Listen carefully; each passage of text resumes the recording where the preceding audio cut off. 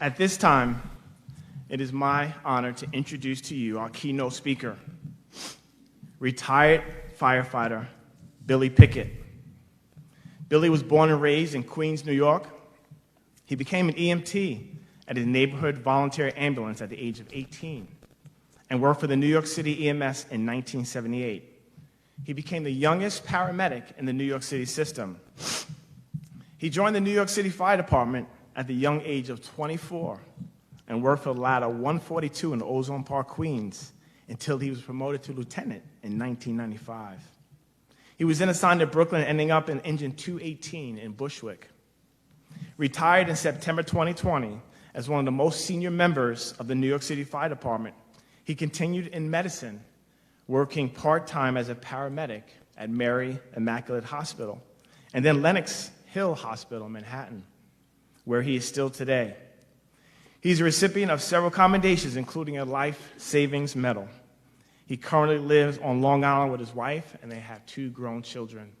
This is Billy's first time talking about his experience on 9/11, 2001. So let's give Billy Pickett a warm welcome.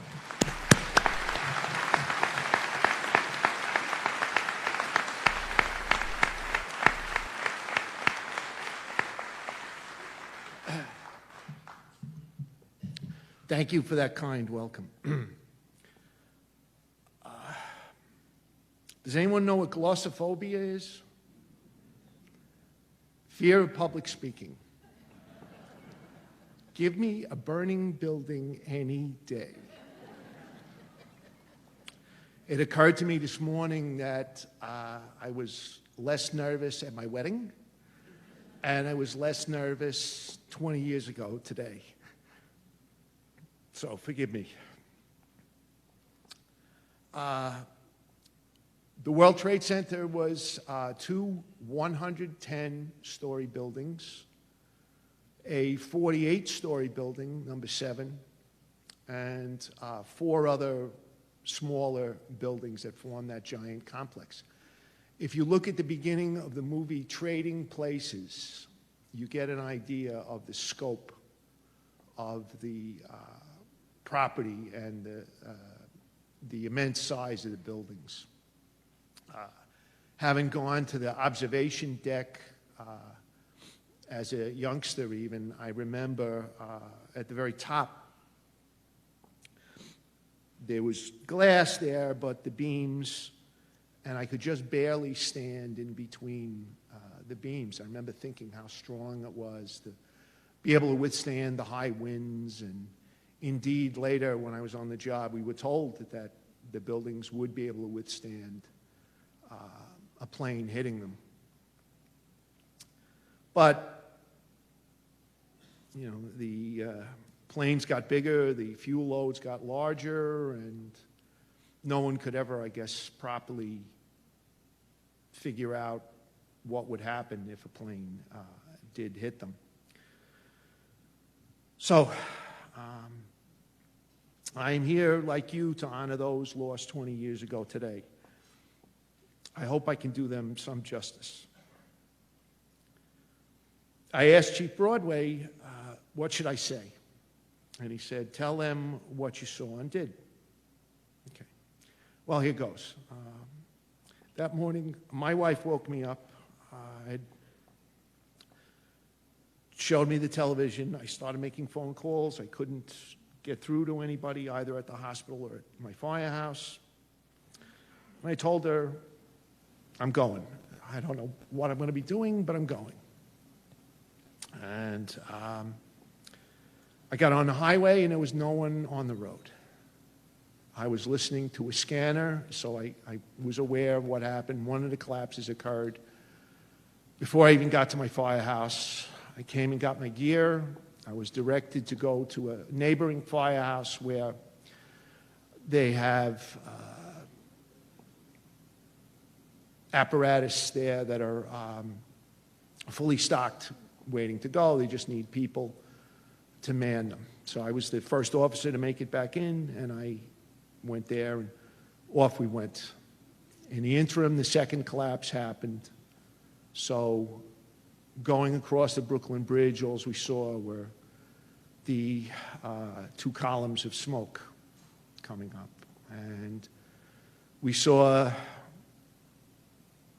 I described them as scarecrows because they were just covered in the dust, and they were walking over the Brooklyn Bridge trying to get out of Manhattan. Subways were shut down, the highways were shut down. And the other thing that struck me was the silence. You know, Lower Manhattan is a very noisy place. And other than the occasional siren, you know, we heard nothing. You know, we saw papers flying everywhere. Everything was still on paper back then. And the dust was ever present. And we turned the corner. We were looking for a hydrant that was going to be serviceable. I knew the water mains would be damaged in the collapse, and indeed they were. And we turned the corner onto Vesey Street, the northern border of the complex, and I saw what the Bible calls darkness at midday. There was the sun, and there was the smoke rising up that was just about obscuring it. And it was 16 acres of carnage. It was just stuff piled on top of itself. Some areas were burning, some were not. I've been to collapses before, and there weren't a lot of recognizable things in there. No desks, no blinds, no large objects of any kind other than the steel itself. Everything had been pulverized. And so were, unfortunately, a lot of the people.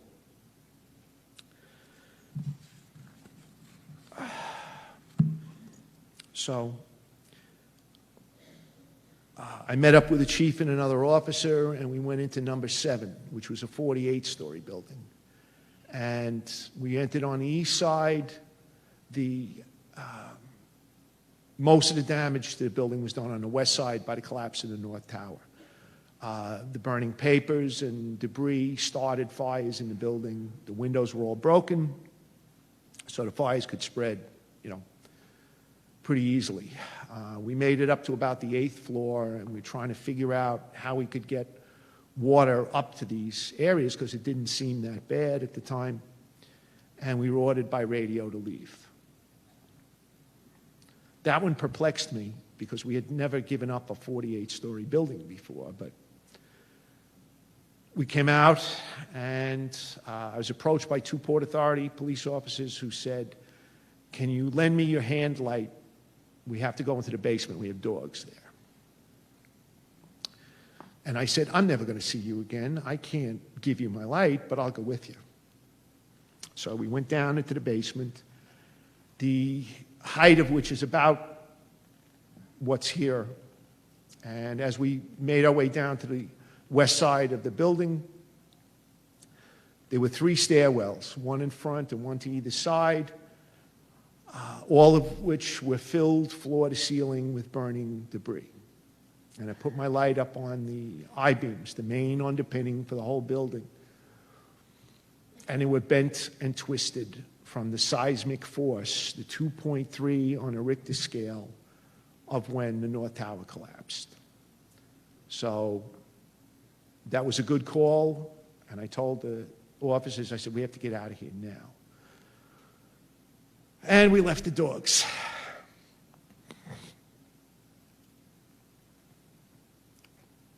That still gets to me.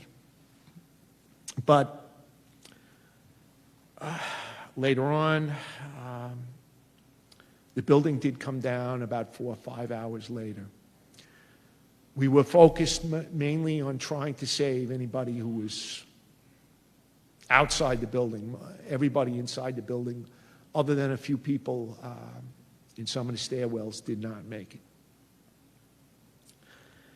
And this is a hot topic with the conspiracy crowd that number 7 wasn't hit by the planes, why did it collapse? I'm here to tell you that the building was damaged, and the fires that were started in there, that further weakened the building, and that's why it comes down. These buildings came down because the steel was heated by the fires. It doesn't have to melt, but it loses its structural load-bearing capability.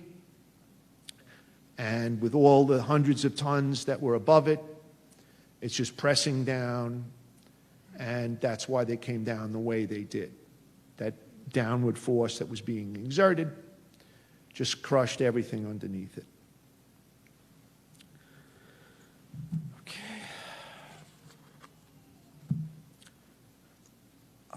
The rest of the day was a bit of a blur, a bit of confusion. We did find some people that were expired, in the debris. We did our best to get them out, including our chief of department, who was a beloved man, Peter Gansey. And I had to take a break towards the end of the day, which I did, and then later I went back and we were just doing whatever we could. We were scrounging tools from, wrecked rigs. Oh, I almost forgot. As I was walking around, I saw 3 men trying to raise a flag. And I looked around, and it seemed like no one else was there. I was like, oh my God, I have to get someone to take a picture of this. This is like the Marines on Iwo Jima. And again, I couldn't really find anybody. But the man who did take the picture, he was a reporter for the Bergen Record. He must have had some telephoto lens because he was not in sight. But those 3 men, they were standing on top of a Comex container, which you don't see in the picture really. And the flag pole was leaning over on that container. And that's when they raised it. And I thought, wow, this moment is missed. Nobody's going to know about this. How wrong I was. So don't ever take investment tips from me. Okay. So, let's see. There were human chains that were established where we were just passing equipment forward or information back, and it came back in the evening that they needed a medic. And I went forward in the chain, and there were 2 Port Authority police officers that were in an elevator that it came down and they were injured. This story was told in a Nicolas Cage movie, World Trade Center. Never saw it, but I saw them. The 2 men survived, which was great. I can tell you, though, the Hispanic officer was very heavy. Holy cow. But anyway, that gave us some hope. There was someone that was in the building that did survive. There's the randomness of things that happen. Those of us in the service, those of us in the military community and emergency service community know that there's really no rhyme or reason why the person to the left of you gets killed, the person to the right of you gets killed, but you survive. Whether it's, fate, divine intervention, I won't know for some time, hopefully. But, there were some that were chosen to survive and some that were not. So all that night, we were trying to do whatever we could. And come the morning, we were told, the word came down, that some of us had to leave to go back and man firehouses because there still were fires in other parts of the city in emergencies. So I went back to Brooklyn. This was a Tuesday. I went back on Wednesday. I went back to the pile on Thursday. where we found a civilian and managed to get her out of the debris. And I was happy because we gave a family some closure. When I talk about the randomness of this, my company, Engine 218, when an emergency like this happens, the first thing we try to do is distribute extra people to all of the companies. And we were a company of 4 men, and we would be assigned a 5th one. When the second plane hit, the dispatcher called and said, "Do you have your 5th man yet?" He said, "No, we didn't make it here yet." I said, "Okay, we'll send Engine 230 instead." And Engine 230 got wiped out. So that's how random it could be.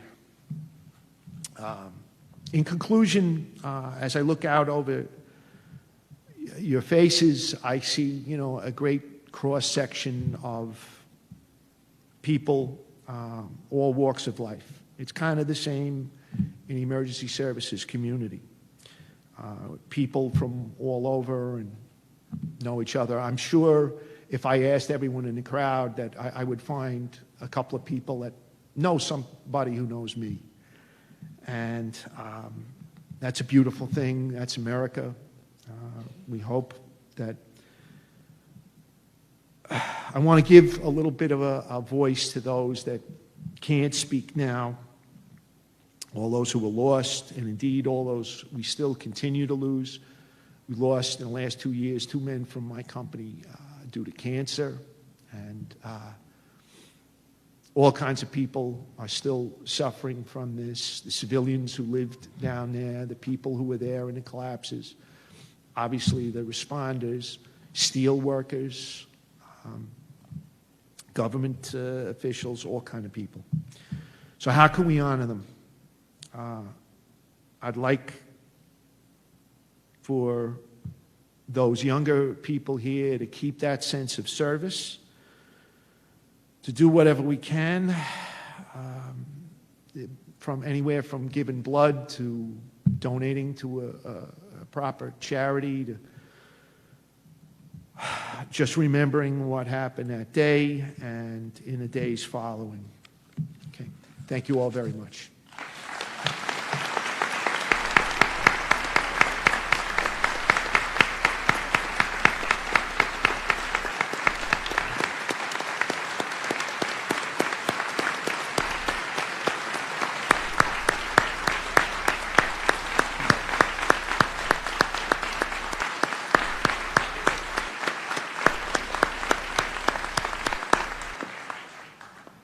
Thank you, Billy.